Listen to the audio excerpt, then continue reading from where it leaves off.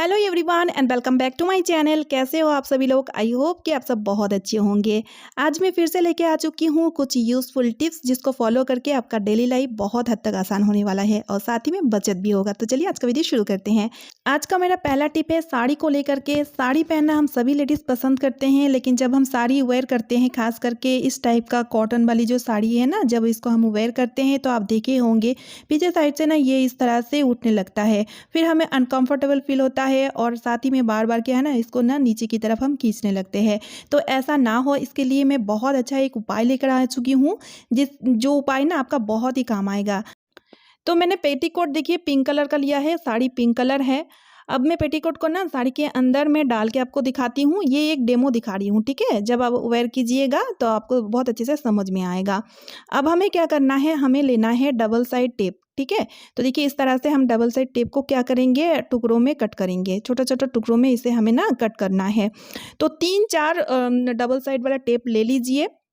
अब हम क्या करेंगे, छोटे छोटे टुकड़ों में जो हम टेप को कट करके रखे हैं ना, इसको हम पेटीकोट में इस तरह से लगा देंगे। थोड़ी थोड़ी दूरिया में, यानी कि थोड़ा सा गैप करके इस तरह से टेप को लगा देना है।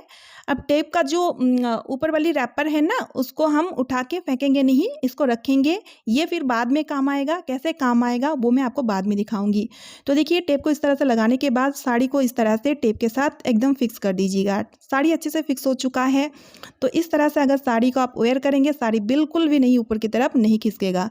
और साड़ी को खोल के रखने के बाद पेटीकोट में जो ये टेप लगा हुआ है ना, इसको मत खोलिएगा, इसको ऐसे ही रहने दीजिएगा। बस इसका रैपर जो है ना, उसको फिर लगा दीजिएगा। और नेक्स्ट टाइम जब आपको साड़ी पहननी होगी, रैपर हटा के फिर साड़ी को इस तरह से फिक्स करके पहन सकते हैं। बहुत ही यूजफुल टिप है, आप ज़रूर से आजमाइएगा। मेरी जो अगली टिप है वो है, देखिए खराटे झाड़ू या सीक झाड़ू या नारियल का झाड़ू, जो आप बोले इस तरीके का झाड़ू का इस्तेमाल हम सभी लोग करते हैं। लेकिन इस तरीके का झाड़ू का इस्तेमाल जब हम करते हैं तो एक दिक्कतें हमेशा आती है। इसका जो सीक है, ये ना स्टिक जो है ना, ये टूटने लगता है काफ़ी दिन इसको यूज़ करने के बाद, आप देखे होंगे। फिर जब इस तरह से होने लगता है, तब जब हम झाड़ू लगाते हैं तो हाथों में क्या है ना, चोट वगैरह लगने लगती है, ठीक है ना। ये जो स्टिक निकला हुआ है ना, तो इस वजह से हाथों में चोट लगती है। तो ऐसा ना हो इसके लिए बहुत ही अच्छा एक उपाय लेकर आ चुकी हूँ। इसके लिए आप एक पुराना सॉक्स ले लीजिएगा। बच्चों का सॉक्स लेने से ज़्यादा अच्छा होगा, क्योंकि बच्चों का सॉक्स छोटा होता है। तो इस तरह से सॉक्स को झाड़ू में डाल देना है। तो सॉक्स को आप जब झाड़ू में डालेंगे, फिर नेक्स्ट टाइम जब झाड़ू लगाएंगे ना, तो आप देखेंगे आपके हाथों में बिल्कुल भी चोट नहीं लगेगा, क्योंकि अक्सर झाड़ू पुराना होने से ना इस तरीके का दिक्कतें आती है। उम्मीद करती हूँ कि ये टिप भी बहुत यूज़फुल लगी है। तो फ्रेंड्स, जब हम इडली ढोकला जब हम बनाते हैं इडली वाली सांचे में, तो हम ज़्यादातर लोग ना इस तरह से डायरेक्ट इडली बैटर या तो फिर ढोकला बैटर को डाल देते हैं, ठीक है ना। ज़्यादातर लोग ऐसे ही करते हैं, लेकिन आज मैं आपको एक बहुत ही अच्छा उपाय बताऊंगी, जिससे कि आपको ना ये जो इडली स्टैंड है ना, इसको धोने की बिल्कुल भी झंझट नहीं पड़ेगी। क्योंकि इडली बनाने के बाद इडली का कुछ पार्टिकल, मतलब लास्ट वाली जो पार्टिकल है ना, वो इस तरह से सांचे में चिपकी हुई रहती है, ठीक है। अब इसको क्लीन करना थोड़ा सा डिफिकल्ट है। पहले पानी में भिगोना पड़ता है, उसके बाद थोड़ा सा रब करना पड़ता है, और फिर जाके ये क्लीन होता है।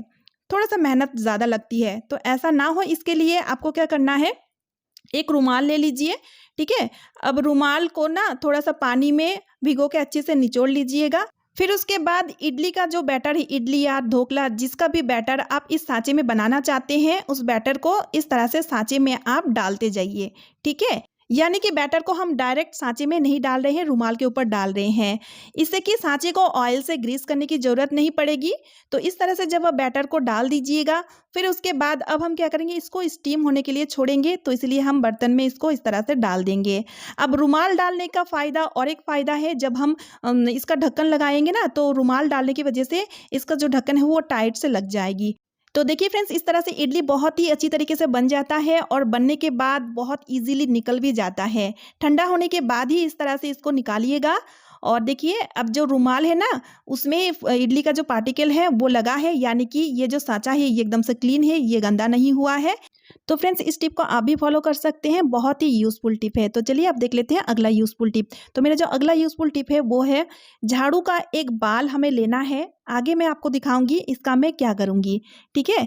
तो झाड़ू का जो सबसे पतला वाला बाल है उसको लेना है। एक बाल मैंने इस तरह से कट कर लिया है। अब हम इस बाल को इस तरह से मोड़ लेंगे, ठीक है। तो इसका मैं क्या करूँगी, चलिए मैं दिखाती हूँ। तो इसके लिए मैंने 2 कॉइन लिया है। 2 कॉइन में से 1 कॉइन हमें पहले लेना है और कॉइन के बीचों बीच इस तरह से बाल को रखना है। अब रखने के बाद इसको फिक्स करना है। फिक्स करने के लिए हमें टेप की ज़रूरत पड़ेगी, क्योंकि टेप की मदद से इसको अच्छी तरीके से हमें चिपका देना है। तो देखिए कुछ इस तरह से। अब चिपकाने के बाद जो दूसरी वाली कॉइन हमने लिए है उसको भी इस तरह से मैंने सेट कर दिया है। अब इसको भी फिक्स करना है, यानी कि चिपकाना है। तो इसीलिए ऊपर से और एक टेप में इस तरह से लगा के इसको अच्छी तरीके से मैं फिक्स कर दे रही हूँ, ताकि ये अच्छे से सेट हो जाए, ताकि इसका यूज़ हम अच्छी तरीके से ले पाएँ। एक बार बनाने से इसका यूज़ आप लाइफ टाइम ले पाएंगे। तो ये हमने बनाई है सुई में धागा डालने वाला एक छोटा सा टूल, जिसको अगर आप ऑनलाइन या तो फिर मार्केट में ख़रीदने जाते हैं तो थोड़ा सा कॉस्टली, यानी कि आपको पैसा दे के ख़रीदना पड़ेगा, लेकिन फ्री में ही हम चुटकियों में इसको बना सकते हैं। तो अब हम क्या करेंगे, सुई को ना इसके अंदर इस तरह से डाल देना है, ठीक है। अब डालने के बाद इसमें देखिए एक छोटा सा होल है। होल में हमें क्या करना है, धागे को डालना है। अब धागे को डालने के बाद सुई को हमें ना इस तरह से खींचना है। जैसे ही हम सुई को इस तरह से खींचेंगे, धागा सुई के अंदर अपने आप डलता जाएगा। इजीली धागा इस तरह से सुई में डल जाता है। बहुत ही यूज़फुल टिप है, आप ज़रूर ट्राई कीजिएगा, आजमाइएगा। एक बार बनाने से इसको आप बार बार यूज़ कर पाएंगे। और झाड़ू का एक बाल से इस तरह से इतना यूज़फुल टूल हम बना सकते हैं घर बैठे। डोरमेट अगर एंटी स्किड ना हो तो डोरमेट का यूज़ जब हम लेते हैं ना, तो डोरमेट कुछ इस तरह से फिसलने लगता है, जो खतरा बना रहता है। तो इसके लिए बहुत अच्छा उपाय लेकर आ चुकी हूँ। तो इसके लिए मैं आपके साथ 2 टिप्स शेयर करना चाहूँगी। जो आपको अच्छा लगे उसको आप अप्लाई कर सकते हैं। तो पहला वाला जो टिप है, आप पहले डोरमेट को उल्टा कर लीजिए, फिर उसके बाद डबल टेप लगाना है डोरमेट में। तो डबल टेप को इस तरह से छोटा टुकड़ों में आप कट कर लीजिए। फिर उसके बाद दोनों ही कॉर्नर में इस तरह से डबल टेप को लगा दीजिए। अब डबल टेप को लगाने के बाद आप डोरमेट को इस तरह से फर्श में फिक्स करके रख दीजिए। जहाँ भी आपको रखनी हो आप इस तरह से रख देंगे। तो इस तरह से मैं आपको दिखा रही हूँ, देखिए डोरमेट बिल्कुल भी नहीं हिल रहा है। तो इस तरह से बहुत ही आसान तरीके से घर बैठे आप डोरमेट को एंटी स्किड बना सकते हैं चुटकियों में। अब दूसरा वाला जो टिप है, चलिए मैं वो भी आपके साथ शेयर करती हूँ। तो इसके लिए भी हमें डोरमेट को उल्टा कर लेना है। अब यहाँ पर मैंने लिया है ग्लू गन। आपके पास अगर ग्लू गन नहीं है तो कोई दिक्कत नहीं है, अब ग्लू भी ले सकते हैं, लेकिन ग्लू गन लेने से ज़्यादा सुविधा होगा। अब ग्लू गन की मदद से जिगजैग डिज़ाइन में बना लूँगी। अगर आप चाहें तो आप इस टाइप डिज़ाइन भी बना सकते हैं, जैसे आपकी मर्जी ऐसे डिज़ाइन आप बना सकते हैं ग्लू गन की मदद से। तो देखिए इस तरह से पूरा ही डोरमेट में मैंने जिगजैग डिज़ाइन बना दिया है। तो इससे क्या होगा, डोरमेट जो है ना वो एंटी स्किड हो जाएगा, यानी कि डोरमेट को जब अभी यूज़ करेंगे ना तो बिल्कुल भी स्लिप नहीं होगा। बहुत ही यूज़फुल टिप है, ज़रूर से आप एक बार ट्राई कीजिएगा। और फ्रेंड्स, कम खर्चे में घर बैठे हम इस तरह से डोरमेट को एंटी स्किड बना के उसको बहुत अच्छी तरीके से यूज़ ले सकते हैं। सो फ्रेंड्स, आज का वीडियो भी मैं यही पे एंड कर रही हूँ। आई होप आप सभी को आज का वीडियो यूजफुल लगी है। वीडियो यूजफुल लगने पे वीडियो को ज़्यादा से ज़्यादा शेयर कर दीजिएगा, एक लाइक करके मुझे मोटिवेट कीजिएगा। और चैनल पे अगर न्यू यानी कि पहली बार आए हैं तो चैनल को सब्सक्राइब ज़रूर कर लीजिएगा। तो चलिए फ्रेंड्स, मिलती हूँ नेक्स्ट वीडियो में। Bye friends and thanks for watching.